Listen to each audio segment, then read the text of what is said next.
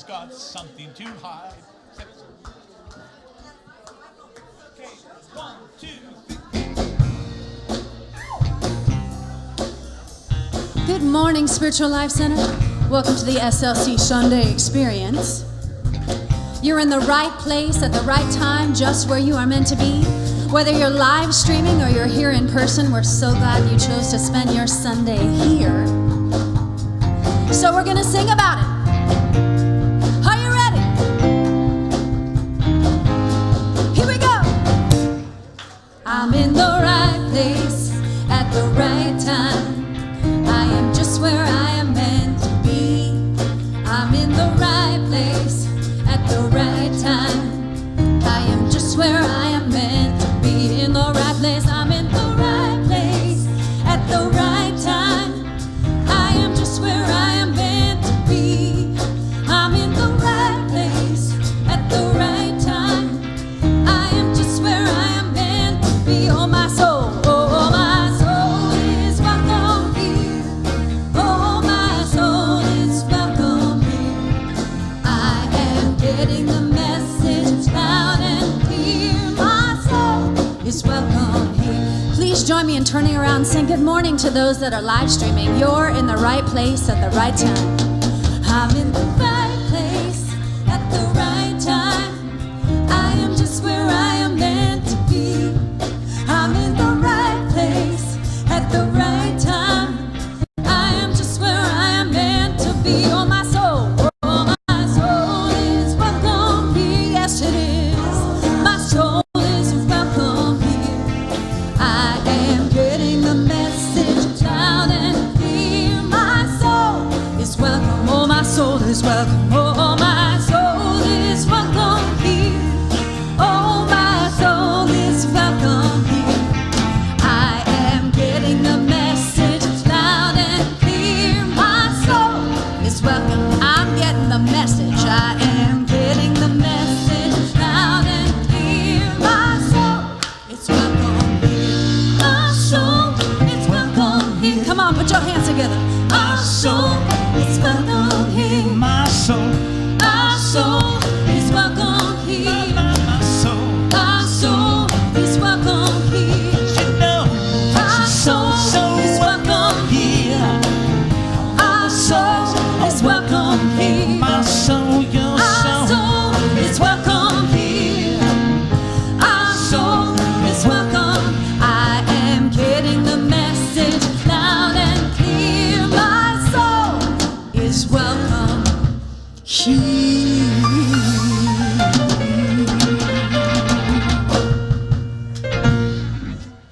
Yes, all souls are welcome here. Good morning, Rebecca. It's good to see you this morning. Good morning, Reverend Jane. Good to see everyone this morning hanging out at Spiritual Life Center. And as always, we greet you this morning in the name of all that is good and all that is sacred, and in the warm and loving energy of this community, Spiritual Life Center. And if it's your first time with us today, whether you are here in our sanctuary or watching on live stream, we especially want to welcome you because we know that you are not here by accident, but by Divine appointment. And we're so grateful that you kept your appointment with us today. And we'd like to remind you all to please turn off your cell phones. Thank you. And now that we've created that clearing to connect with that presence, let us commune with that presence for a moment in this prayerful moment. And recognize that as we remain open and receptive to God's living spirit of truth, we realize that we're living and moving and having our beingness in this presence that is beyond words, but is so very real. It is behind all that we see. It has everything in it that we could ever hope for, want, or desire. We are one with it. And since we are one with it, we have all of its qualities of peace and love and joy and wisdom and creativity and following divine and compelling right action. So we come together realizing it's a holy moment, a holy instant in which we realize this presence and I and all of us are one. So we go forth multiplying this all good in our own unique ways, so that we can say, when you see me, you see the presence that sent me. We are the way that God gets around in this dimension, and we're thankful for the opportunity to let God be God in us. And so it is, and so we let it be. Amen. Amen. So our Wednesday service this week, we have a very special guest, Reverend James Trapp. He's going to be interviewed on stage to give you all a peek at the man behind the podium. And the title that he has chosen for this night is Get That God Outta Here. And so what did you mean by that? They'll have to come and find out. So please join us for live and in person with Reverend James, Wednesday, 7 p.m. And we have a soup community dinner at 6 p.m. as always. And we want to remind you that right after this service today is our town hall meeting at 12:45, and we are really encouraging all of you to stick around for that, because we're going to be envisioning what we want to do and how we want to show up as a community in 2018, and that process is just so much more powerful when you are all here with us. So town hall at 12:45, and there's going to be a little lunch in the courtyard before that, and we'll hear about that in a minute. And we have a very special guest this morning from First Step Community to talk a little bit about its program. And please give a warm welcome to Steve Waters. Excuse me.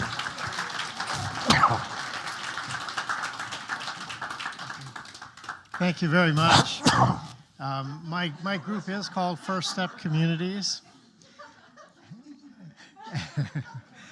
And First Step Communities runs with the help of wonderful support like your tithing committee has provided. We run homeless shelters. We are also planning the construction of a homeless community, an interim community where we would build a community center building that has all the facilities needed to provide intensive services and medical care for people experiencing homelessness. We would surround, what we're planning is to, and I have brochures to help explain this, we would surround the community center with tiny homes. And those tiny homes would provide the shelter and the privacy and some dignity that some of our homeless members of the homeless community need.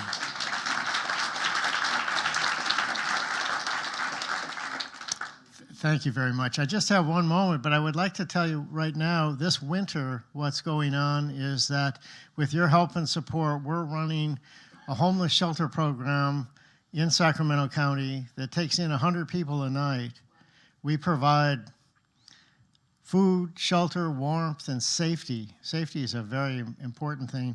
And we're able to also give them some services, even though it's an emergency program. We kind of sneak our doors open 2 days a week and bring in service providers that collaborate with us. So your help's very important, making sure that goes on. We run during the worst part of the year weather-wise for 135 straight nights. Then we have a second program that's supposed to pick up where that one leaves off and continue running the rest of the year. Not every night, but as many nights as we can find hosting facilities. So again, it's a growing problem, unfortunately, but with help and support like you provided, we'll keep doing everything we can to try to make a dent in helping these people. Thank you so much. Thank you. Thank you, my friend. Appreciate it. Thank you so much, and this is a way that we can be of support to our community with our tithes, and thank you for sharing what you've been doing with us. Oh, yes, it also lets you know that we're going to be offering our Unity and New Thought Basics class for those who want to know more about the principles on which we base our teachings upon. And if you're always curious, well, what does Unity actually believe in, and what are the foundational principles, and you have an opportunity to be part of that.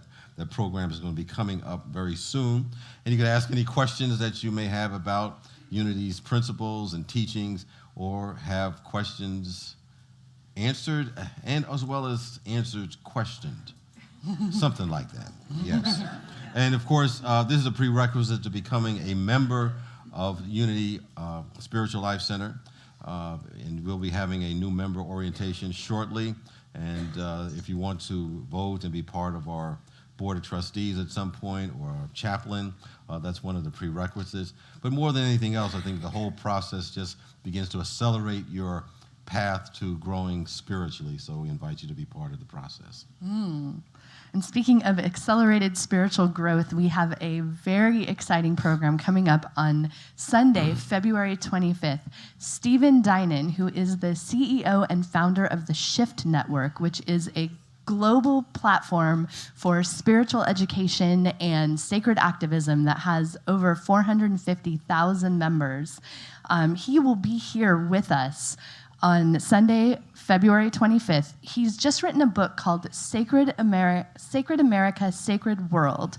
And it is about healing the political divisions in our country, regardless of which side of politics you're on, and using spiritual principles to come up with transpartisan solutions to heal the challenges that America is facing. And Stephen has created a special program that we get to host here called Sacred America and Visionary Sacramento, because he has identified Sacramento as a potential model city for the next wave of democracy in America. So we're very excited that we get to host this here. Sunday, February 25th, he'll be our guest speaker at 9 and 11. His workshop is at 1, and tickets are already on sale for that. All right, that's going to be very good. Yeah. And we want to bring something else that's very good, some information from our youth ministry. Lori and Cameron are going to share what's been going on and what's going to be happening. So we just wanted to share a little bit about what we've been up to. January has been our Awake and Aware month. And like I tell the kids, it's not the waking up from bed in the morning, which is part of it, but how we awaken our hearts into more of the divine truth of who we truly be. And growing our awareness. I am awake, I am aware, holy divinity is everywhere. So we have these great featured teachers every week. We started with Bear, Dream Time for Bear, and from the cave, Bear teaches us that stillness is one of the best places to be aware from. And then Snake is that great reminder, we got to be aware of the old, let go of the old so we can embody more of the new. Then we played with ants last week. You know, ants, they're underrated. They've been around since dinosaurs. And if anybody knows how to work together, it's ants. So being aware of who we are in community is super important too, right? And doing so with patience and strength, yeah. And then today we're flying high with Eagle. And Eagle has truly eagle vision, can see that fish from a mile away, flies 10,000 feet up, right? So that is helping us, remind us to expand our vision, expand what we see, because there's always so much more out there than what we're seeing, and actually so much more in here than what we're seeing. So we're playing with Eagle today. January has been a great month for our teens. This is Cameron. Let's give Cameron a big hand. Here, he's our YOU regional representative, and his dad, Michael Lawson, is our YOU sponsor here. And let's give him a big hand too. Yes. And next month I'm going to have to throw their pictures up here. But we have such an awesome team, and so just energetically, let's give the team a big hand because we have great people over there. So grateful for everyone. I'm going to let Cameron tell you, we hosted the first, maybe annual, shut-in here, and then marched in the March for the Dream, and we made signs and everything. It was cool. Yeah, so Cam?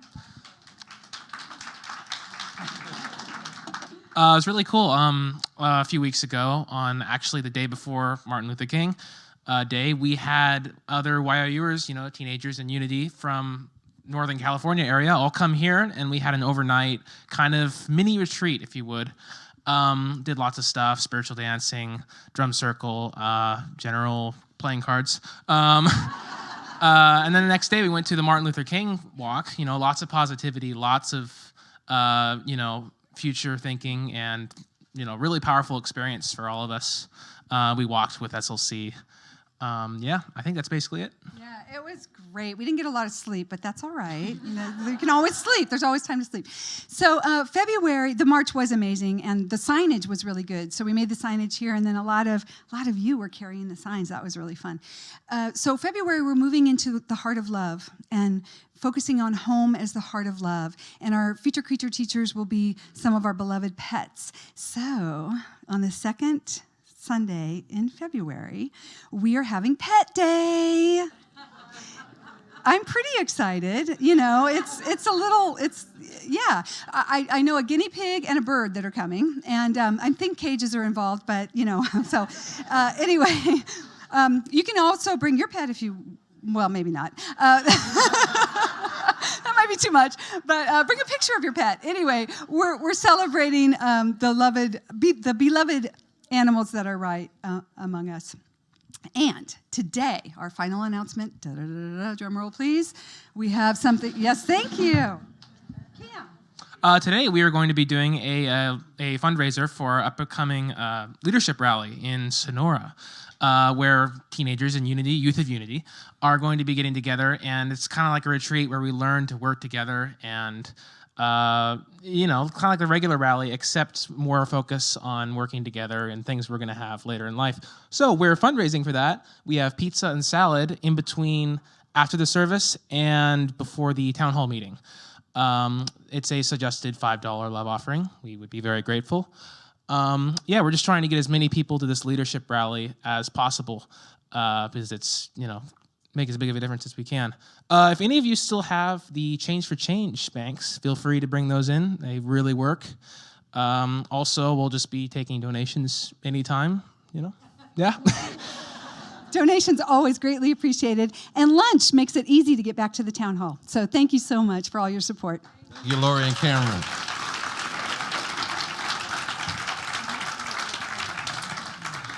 And we'd like to acknowledge a couple of important people and groups of people here this morning, our ambassadors and our prayer chaplains, and those who are present and on duty this morning. We invite them to stand. And the ambassadors are wearing the rainbow ribbons around their necks, and they're here to offer a warm welcome and answer questions that you may have about Spiritual Life Center, point you in the right direction to our programs and activities that are taking place. And the chaplains are doing the very important work of holding that prayer consciousness for all of us as a community, as well as individuals, no matter what you're maybe going through or growing through in your life, to help you get to the other side or just celebrate as you go through this wonderful journey. And they're wearing the white stoles and will be available right after the service here or in the courtyard. So thank the chaplains for their wonderful work that they're doing for our Spiritual Life Center. And if you're here for the first time today, we're going to ask you in a minute to raise your hand. But right now, we want you to know about an opportunity that we have for you to get connected with our community. So we will be bringing you a welcome card, and we ask that you fill it out and drop it in the basket or out in the courtyard. There's a welcome table, and if you visit our welcome team, they have a gift for you. So if you're here for the very first time, any first timers, just raise your hand. We'd love to hand out that gift to you. And that gift is a chalet.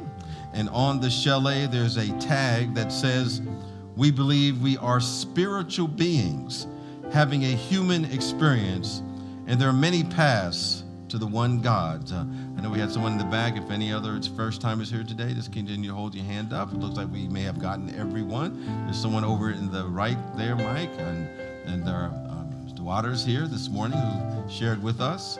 And I see that someone is also approaching the person in the back over there where D is. Not to put you on the spot. We thank you for being here this morning. And so at this moment, we want to welcome and give a greeting to our first timers as well as each other and say, "You look marvelous. Glad you're here today."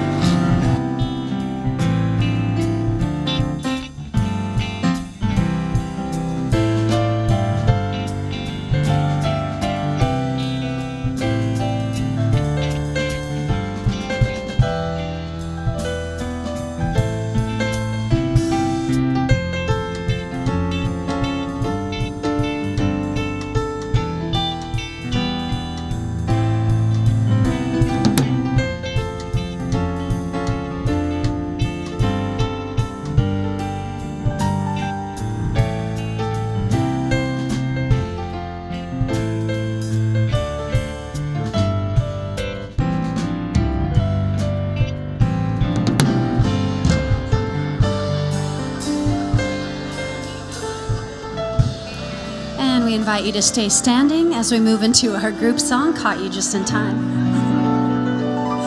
There was a time in my life, thought I had to do it all for myself. Didn't know the grace of God was sufficient. Didn't know the love of God was at hand. But now I've got to say, if you feel discouraged, struggling just to make it through another day, you got to let go. Just let it all go.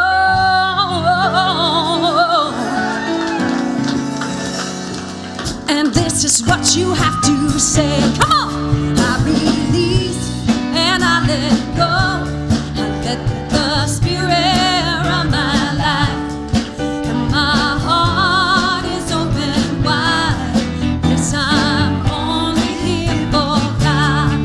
No more struggle, no more strife. With my faith I see the light. I am free in the Spirit.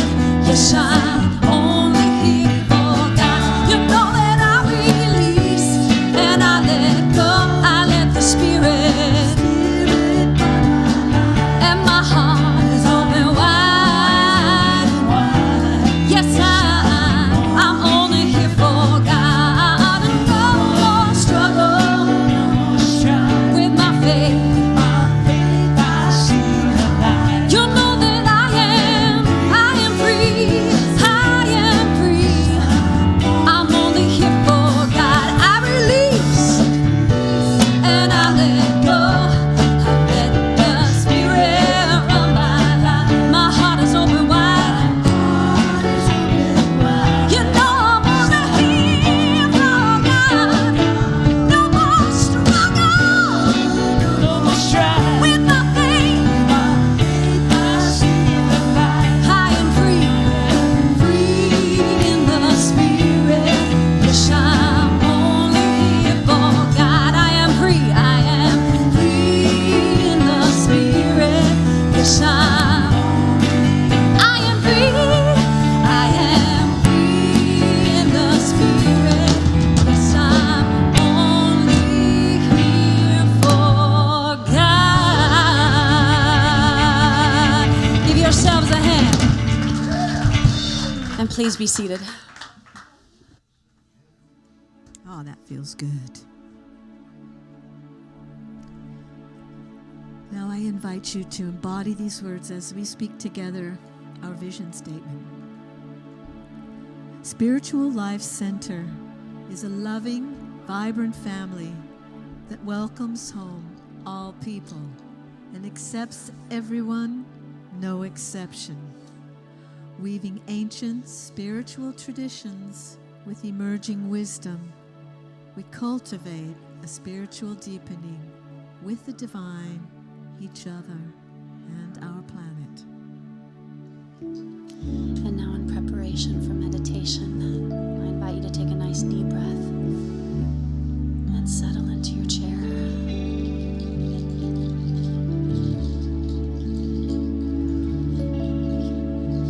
Please join us in singing our meditation chant.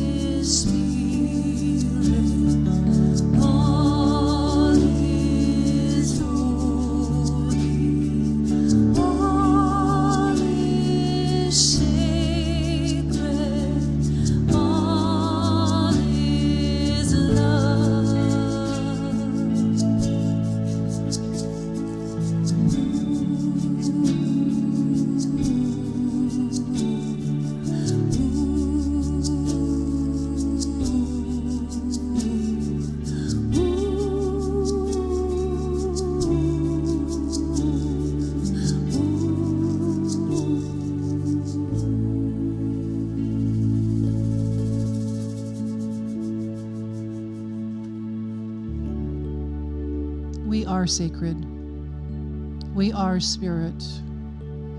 We are holy. Take a deep breath and slowly exhale. And in your next cycle of breaths, allow your body to relax.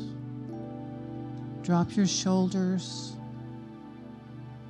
Close your eyes. Settle into your chair.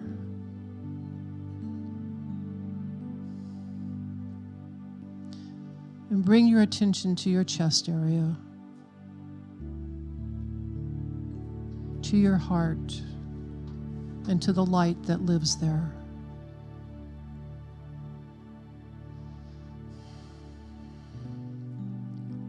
Allow your consciousness to drift into a light daydream,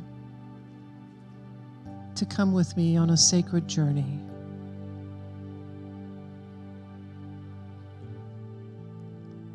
You're standing in a room facing the outer door, and that door is open. And you can see what looks like an altar out there. And you really want to go check it out, but it's cold. But because this is a daydream, there's a coat hanging on a hook right next to the door. And so you put on the coat and step through the doorway, walking towards the altar. But you notice that this coat is warm, but it's really, really heavy. It's almost like a burden to wear it. And so you start padding around and you realize the coat is just covered with pockets. And each pocket is bulging. And so you reach into a pocket or two, and you come out finally with a book. And you open it,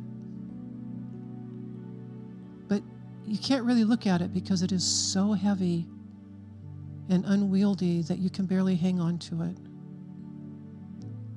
So you bring it over and set it down on the altar. And as you flip through the pages, you see photographs and mementos. And you just see everything from the past.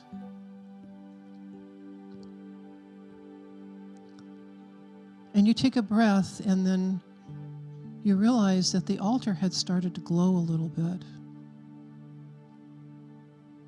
And then a light emanates from the altar, and you hear a voice, and it says, "This is the altar of release and forgiveness. If you choose to leave this book here, it will transform into guidance that will lead you forward. You will be free from the chains of the past. Is this what you wish to do?" And you say, "Yes, this is my choice." And the book of your past begins to glow and dissolve into a pure golden light that swirls around and rises up.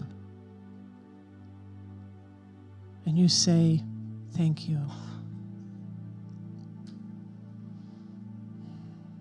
And you walk away towards the next altar. But the coat still feels pretty heavy. So you start padding around again to find out what's there. As you examine the pockets, you find little pieces of paper in every single pocket. It's a dream or a wish, a to-do list, a promise to yourself, or a promise to others. There are too many to hold. So you walk over to the altar and you start laying the pieces of paper down so that you can organize them.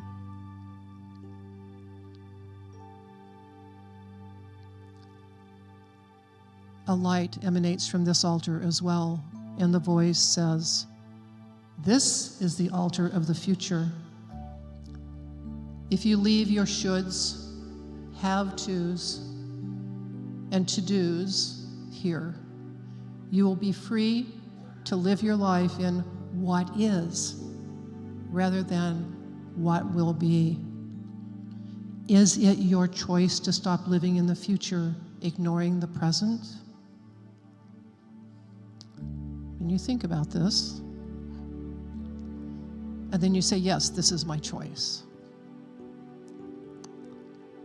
And right before your eyes, the distractions of the future dissolve into pure golden light. And you say a soft thank you as you turn toward the third altar. The coat is much lighter now, and somehow it feels warmer and more secure. And so as you walk to the third altar, you realize there's only one thing you have to offer, and that is yourself. And so as you walk up to the glowing altar, you put your hands on it, and the light flows up into your hands, into your arms, filling your entire body,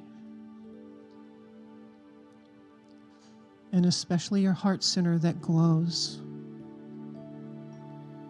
And so you take a moment now in the silence to absorb and commune with this divine, pure light.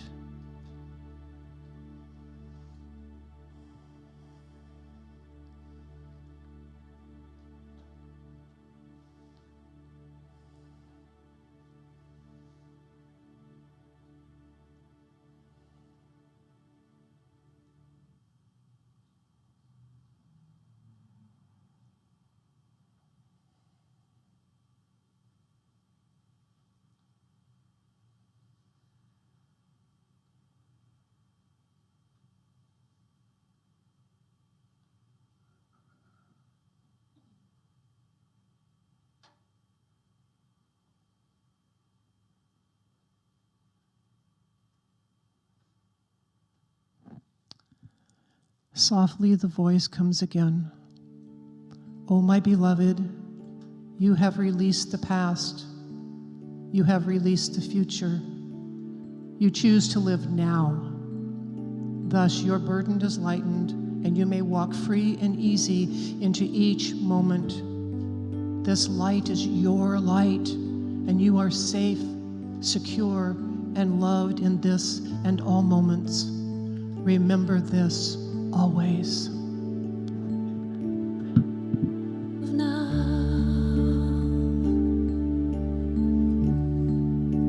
is always present, nowhere to be than where you are. The power of now flows oh so gracefully.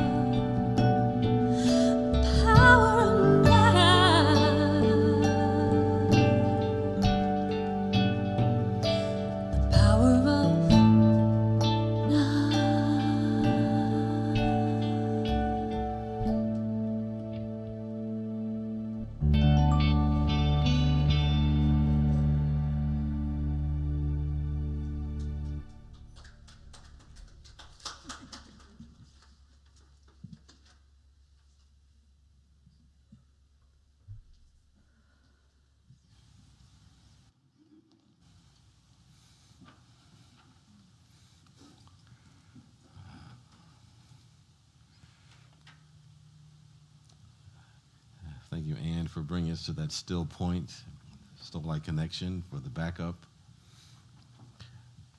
It's in that stillness that all the power exists. As one individual said, that everything else is nothing more than a spent vibration.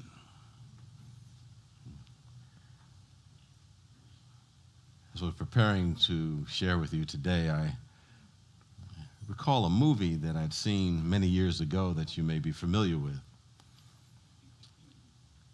And the name of the movie is called The Gods Must Be Crazy. I'm sure many of you have seen it, and those who have not, give you a basic recap of the movie. There were some tribesmen who lived in a desert. And this community got along very well. They were very harmonious. There was love and peace and joy and all the good stuff. It was an idyllic kind of environment. And one day, a plane was flying over. And the pilot of the plane threw a Coca-Cola bottle outside of the window. And the Coca-Cola bottle hit the ground. It didn't break. And one of the tribesmen found it and saw what had happened and believed that this was a gift from God. Not only because it had come out of the sky, but because there were so many creative ways they can use this Coca-Cola bottle. But there's one problem. Only one person could use it at a time. And as a result, this tranquil, idyllic community started having fights over the bottle.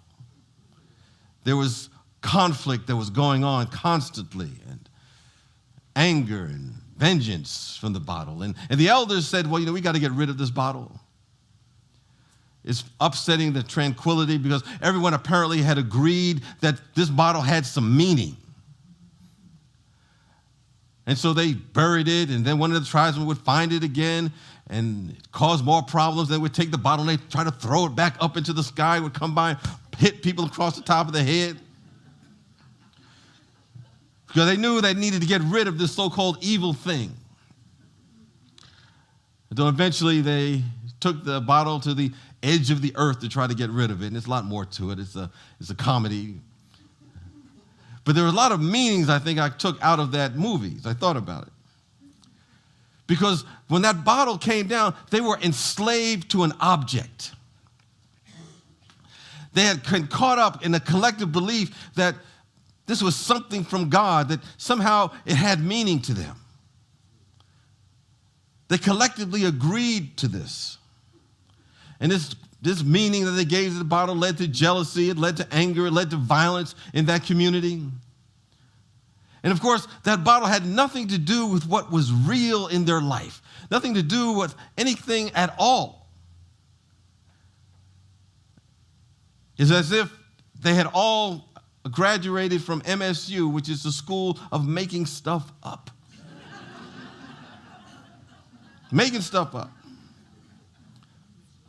And so we're talking today from Don Miguel Ruiz's book, The Four Agreements. And I don't know if you know, many were here last week with Don Miguel Ruiz Jr. and Don Jose. Was that awesome or not? We're trying to get them to come back again, obviously next year, but maybe even October to have one of them come to kick off our Adventures in Faith. So hold that vision as a possibility. And I was reading the book. And I hadn't read it maybe 12, 13 years. And as I read, I realized, man, this has a lot of good stuff in it. But the thing that really surprised me, as I reread it, I said, they stuck a whole lot of stuff in there since the last time I read it, because I don't remember reading all this stuff here today.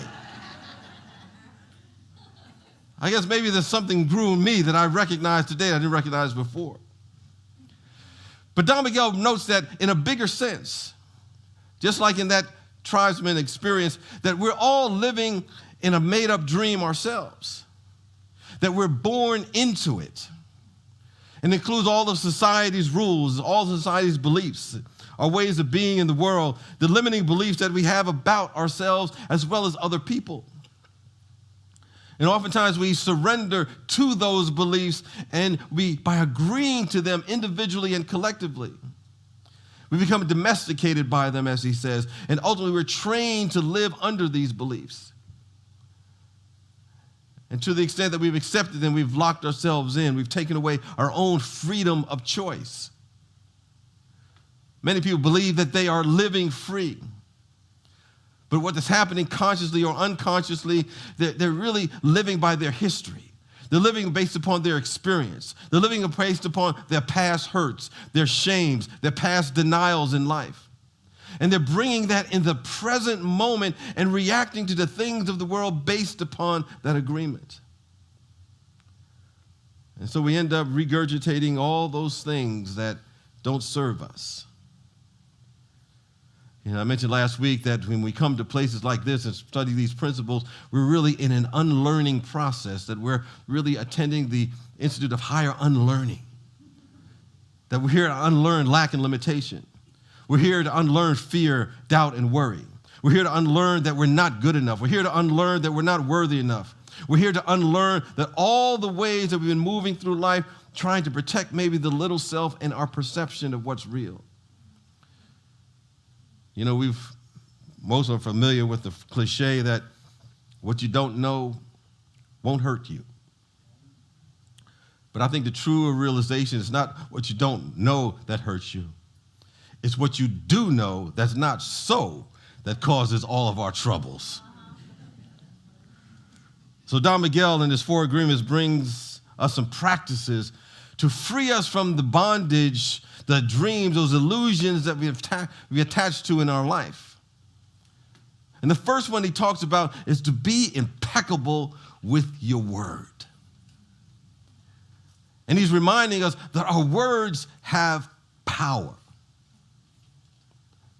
As it says, but I say unto you that every idle word that you shall speak shall be given account thereof in the day of judgment. Sometimes we think that judgment, or people believe that judgment is sometime in the future or sometime far, far away, but we're having judgment every day based upon the words that we're speaking. Because life and death is found in the power of the tongue.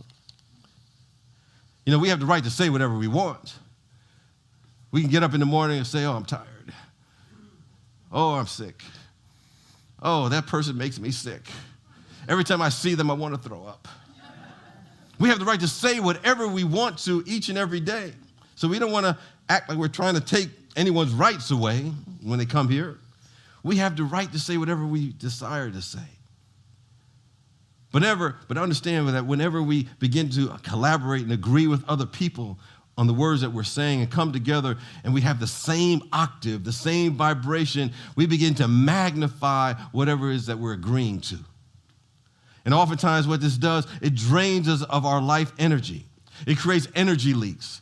And often people drain their life energy by engaging in what I call sometimes meaningless conversation. No one here does that, but people.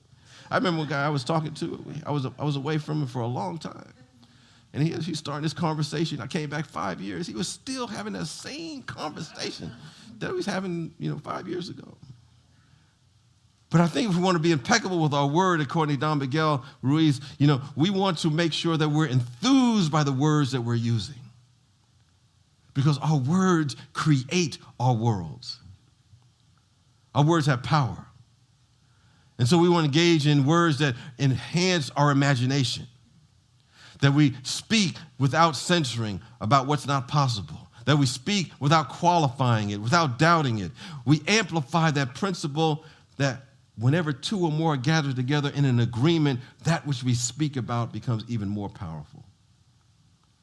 We want to be impeccable with our words. And Don Miguel reminds us that we're not supposed to use our words against ourselves, but for ourselves. Never say that I'm not good enough, or I can't this, or can't that. I think one of the greatest ways that we can use the power of a word is to express gratitude. And as one individual I know has suggested that, that in the morning before you start your day, just list 3 or 4 things you're just grateful for. It creates an energy field that you step into that can change the whole trajectory of the day. When our language begins to match our nervous system, it ends up creating our point of view. And I was just thinking about over some parts of my life that, I wasn't always a minister. I was in a partnership with someone, and I think I always saw this person through the lens of a complaint. No one here does that to other people, but, people who just complain about another person. And, that's all I was able to see. Of course, that didn't work out very well.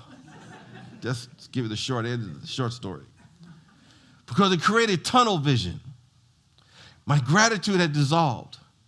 I began to experience that complaint over and over and over again, because that's all that I saw. We always have the choice on where we're going to direct our faith energy, where we're going to direct our attention. Complaint or gratitude. Understanding that gratitude not only causes us to vibrate with the greater good, but it also begins to bring out that in all the people that we interact with. We couple that with the notion that with our own languaging, we should never talk about how bad things are to anyone unless we're trying to get an agreement on how to change consciousness. How we can change consciousness. If we're not trying to do that, all we're doing is exacerbating that sense of separation, buying into our old fears and all that kind of good stuff. We want to recognize the power of our words and be impeccable with those words. But then Don Miguel comes up with a second practice to really lead to our own personal liberation, to get out of the illusions that we're subjecting ourselves to. And he says, don't take anything personally. Now, that's a hard one.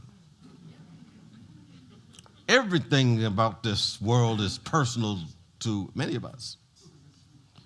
I remember one time I was with someone and they kind of walked by me, didn't say anything, didn't acknowledge me, ignored me.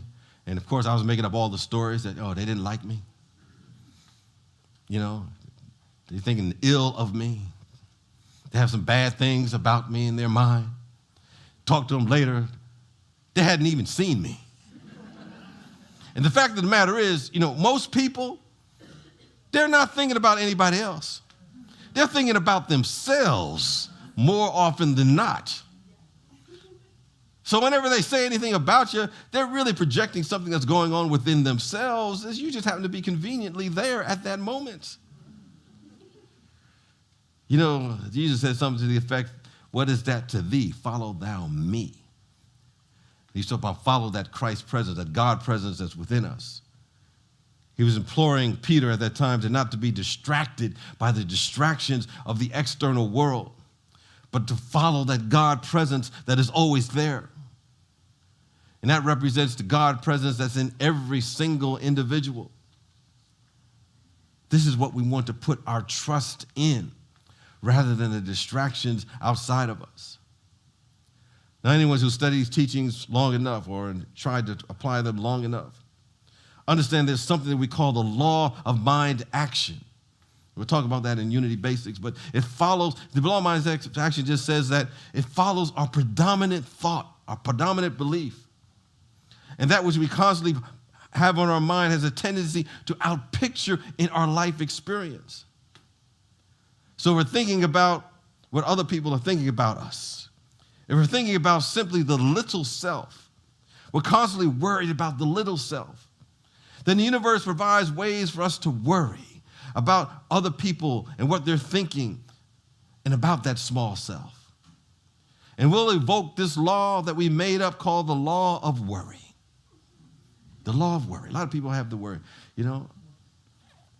Some individuals, well, maybe speaking for myself, get up in the morning, start worrying. And it may come to a space like Spiritual Life Center. And, you start listening to Ann sing and have a nice meditation and, maybe hear a few words and talk to a friend.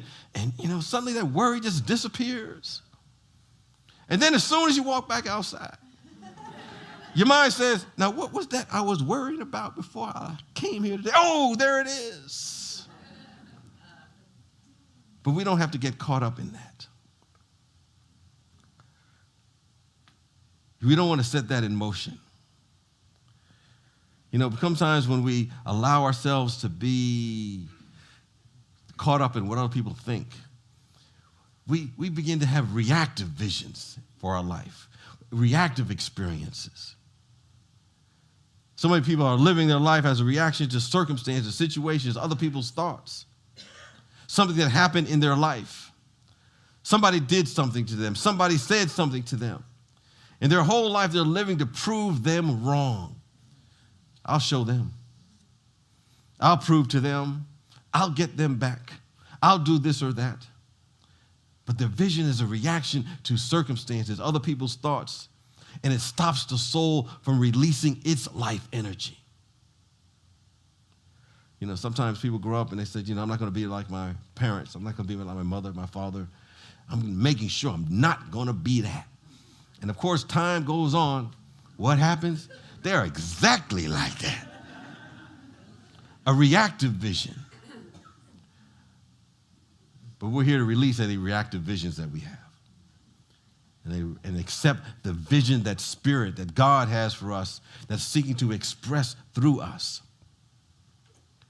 In order to do that, we must not take anything personally so that we get caught up in that belief. I think when we take things personally, we're creating a movie of our own making that has nothing to do with the divine within us. That has nothing to do with the God presence. That has nothing to do with the self that we're put here to trust in. You know, like I said, sometimes, you know, we create a movie and we put all the characters in there. Could be a horror movie, and we got Dracula, and you know, and we got you know, all the people, the bad girl, the bad guy, but all of them is always us projecting something outside of us. You know, our life experiences are oftentimes just opinions, concepts, beliefs that we project onto our screen of life. And as Don Miguel notes, that it is a movie that's in accord with the agreements that we have made with life.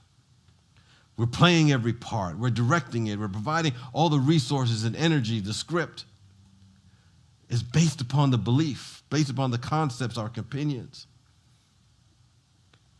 And I think in order to break away from that, we got to begin to pray aright, speak aright, and question ourselves.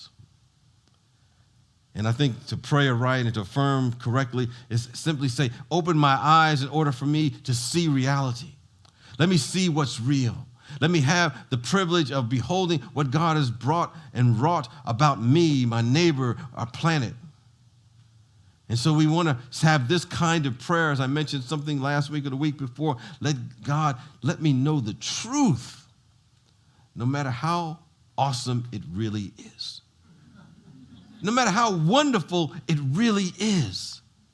Let me see the truth of my being, no matter how beautiful, no matter how magnificent it may be. Now that's entering true prayer. And we bring that kind of question to our prayer, we'll begin to see our true self, to see our possibilities. You know, one of the things that we want to do in order not to take things personally is just to remember this phrase.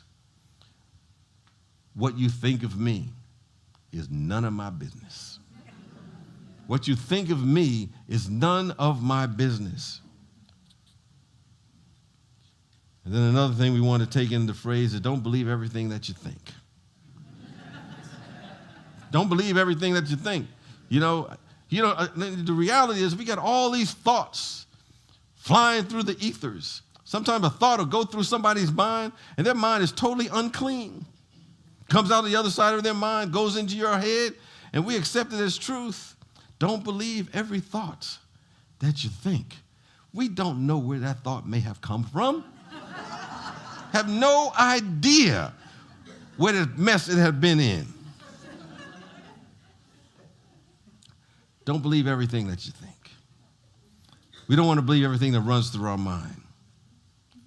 We don't want everything to run through our mind that's going to contaminate our own awareness, including what other people may think about us, because it doesn't really matter The only thing that matters is what do we think about ourselves? How do we identify ourselves? Are we affirming the truth of who and what we are? Are we affirming that I'm a unique, unrepeatable expression of the presence of God, unique with something to contribute to the world? God did not make junk. All of us have something to contribute. So we got to be magnificent. And it's not being egoic. It is stating the truth of who and what we are. I think anything less than that, we're blaspheming the fullness of the presence of God and what is created. So if we have those kind of thoughts, just say, you're fired. You're fired. Fire them. Because we're made in the image and likeness of out of God itself. You know, oftentimes we accept the lie, but somebody says, a lie believed acts as truth until it's neutralized by the full truth of who and what we are. And we can begin to always rectify a misidentification by beginning to affirm and see ourselves rightly. Because how we describe ourselves makes all the difference in the world. I realize that, something that I often mention that, we often hear theologians. Some individuals have a belief system where they've misheard the fact that we are always centers in the mind of God. We're centers in the mind of God. But somebody misheard and said, we're sinners in the mind of God. And a lot of times people have been living from that belief ever since, leading to all kinds of problems based upon the fact that we misidentify ourselves. Imagine someone saying that over and over again. We begin to embody that, how that begins to outpicture in our life. That's why this teaching is so important, to remind us the truth and to give us that freedom that we're looking for so that we can really, truly make a choice in freedom. Spiritual liberation is our birthright. We're here to unlearn that which binds us based upon agreements that don't serve us. It starts with our word. We often forget that. We get a lot of highfalutin stuff that we do, but how we speak is the beginning. It's the beginning. It says in the beginning was the Word, and the Word was with God, the Word was God. It's how we speak. We have the ability to do that. Because those words create our worlds. So the words we speak really becomes our song of our life, a song of our day. I was going through a cleansing earlier in the week, and I didn't know if I was going to be able to make it here, on Sunday. So I had called Louise had called Donna Abadoni as a backup because she knows this book really well. But my song during the week was, every little cell in my body is healthy. Every little cell in my body is well. Every little cell in my body is healthy. Every little cell in my body is well. Now in the surf verses, folks knew the second verse and everything. They were like singing it all the way. Some of you may know it as well. But understand that our life corresponds to the nature of our song. So what are we singing throughout the course of our day? What does it sound like? What words are we using? Are they victorious? Are they about love and peace and harmony? Are we speaking new headlines for our newspapers that peace is breaking out on the world? Yes, it's possible for us to have a working political system in the United States of America. I know that's a big job for God to do, but, that's why we're letting God do it. New headlines. No incurable diseases exist. There are only incurable people.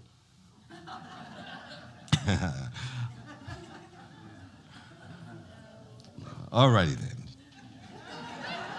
I'm only joking. Everybody's curable. But we want to protect our consciousness by only speaking words that are life-enhancing. We want to protect that consciousness. Sometimes when we walk out of a place like Spiritual Life Center or some kind of uplifting environment, we kind of get into that low vibrational crowd, and they're going to try to pull you in, with a little bit of low vibration gossip, Did you hear about so-and-so? Did you hear about so-and-so, what they did? When that happens, you want to kind of zero them out. When you see a no U-turn sign, they got a line through it. So when they start talking about, you just in your mind say, oh, zero them out. Oh, no, zero them out. You know, we can say those kinds of things. And if we begin to do that, then we want to attract those things that are no longer serving us, that are not uplifting us. You know, I remember a guy who was working with a union, and he was getting blasted and attacked and vilified, you know, in the worst possible way. But he always remained centered and calm, and, you know, it didn't seem to affect him. And I asked him, how is it that you can navigate through all of this arrows of hate and anger towards you? He said, those arrows of hate come from a dimension in which I do not inhabit. I don't live there, so they cannot touch me. He was at a different vibration. He was a different energy level. That's why Jesus could say something to the effect that the prince of this world will come and find nothing in me. I'm not open to the contagion of the worldly thought. It does not vibrate at my center. I'm not interested in it. It can be all around me, but it cannot influence me in any way, shape, or form. We can say the same thing. I'm so interested in God. I'm so interested in beauty. I'm so interested in love and being my higher self. I did not even notice all the emotional contagion that was taking place in that office or in that organization. I heard all the crazy stuff that was going on, but it could not upset me because I realized who I am. I was so into praying and knowing the truth and trusting my true self. I heard the so-called facts, but it had no emotional influence on me. I was rooted in this eternal presence. We're not trying to get God to do anything, but we're standing in our light of our true understanding of who and what we really are. Not getting caught up in the illusions of life. Realizing that the power and the presence and the love of God is right here and right now all of the time. And that is the truth. And it's the truth that liberates us and sets us free. And we're in sacred agreement with that. And so it is, and so we let it be, and we'll continue on next week with 3 or 4.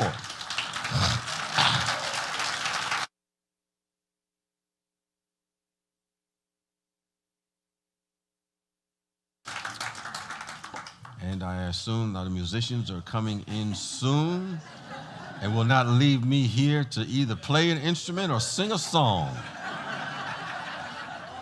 In the meantime, I was almost trying to do that, but I don't want anybody to leave because we're about to take our love offering and tithes and our giving. And as we get into this flow of circulation, we remember that it is a principle of whatever we give out begins to come back to us in ways that maybe we never imagined, in forms we hadn't thought of before, from directions that are beyond our understanding. And we can never outgive this presence that we call God, which is infinite. And when we do that, we support organizations, as was presented by Mr. Waters earlier.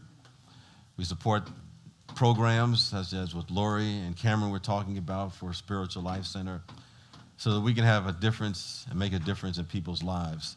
And as we do that, we make a difference in our world. So with that, I invite us to say our offertory blessing together. Divine love, as me, blesses and multiplies all that I am, all that I have, and all that I circulate. Thank you, God.